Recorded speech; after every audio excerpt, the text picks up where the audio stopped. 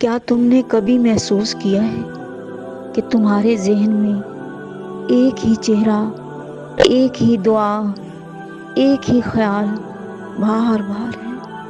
اٹھتے بیٹھتے، چلتے پھرتے، کھاتے پیتے، بار بار ایک ہی دعا تمہارے ذہن پر، دل پر وہی ہے، وہی خیال۔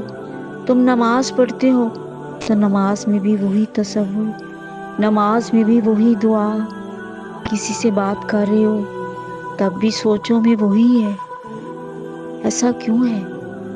بعض اوقات تو ہم اس دعا کو اتنا تڑپ کے، رو کے رب سے مانگ رہے ہوتے ہیں کہ ہمیں اپنی بھی خبر نہیں ہوتی کہ میں کس جگہ پہ کھڑی ہوں، کیا مجھے کوئی دیکھ رہا ہے۔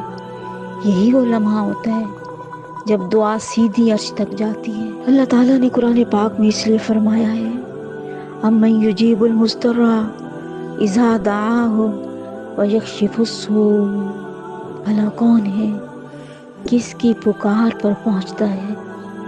جب وہ اللہ کو پکارتا ہے تو اللہ اس کی پریشانی دور کر دیتا ہے۔ تو بار بار ایک ہی دعا ہمارے دل پر، دماغ پر، ہمارے ہاتھوں پر رہنا اس بات کی علامت ہے کہ اللہ ہمیں اب وہ عطا کرنے والا ہے جس کے لیے ہم پریشان ہیں۔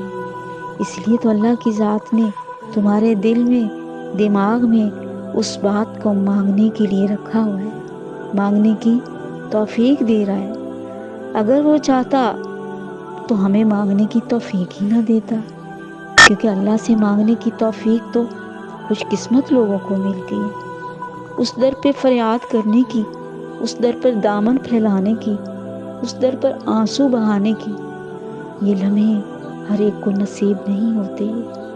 یہ اسی کو نصیب ہوتے ہیں جس کو اللہ اپنا بناتا ہے، جس کی دعا اللہ قبول کرنا چاہتا ہے۔ تو یہ یقین رکھو کہ اللہ تمہیں وہ دے گا، لیکن وقت آنے پر جب اللہ بہتر سمجھے گا اس وقت دے گا، کیونکہ اللہ وہ ذات ہے جو سب سے بہتر سے بہترین کرنے والی ہے۔ تو اس بات پر شکر گزار رہیں کہ اللہ مجھے مانگنے کی توفیق دے رہا ہے۔ یہی شکر تمہاری دعا کی قبولیت کا راز ہے۔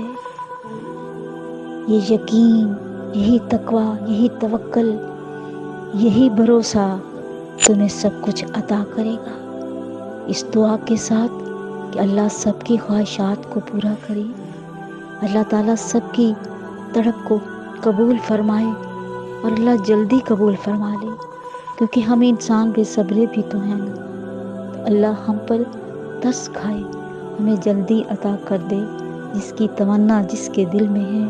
اللہ ہم سب کا حامی و ناصر ہو، آمین ثم آمین۔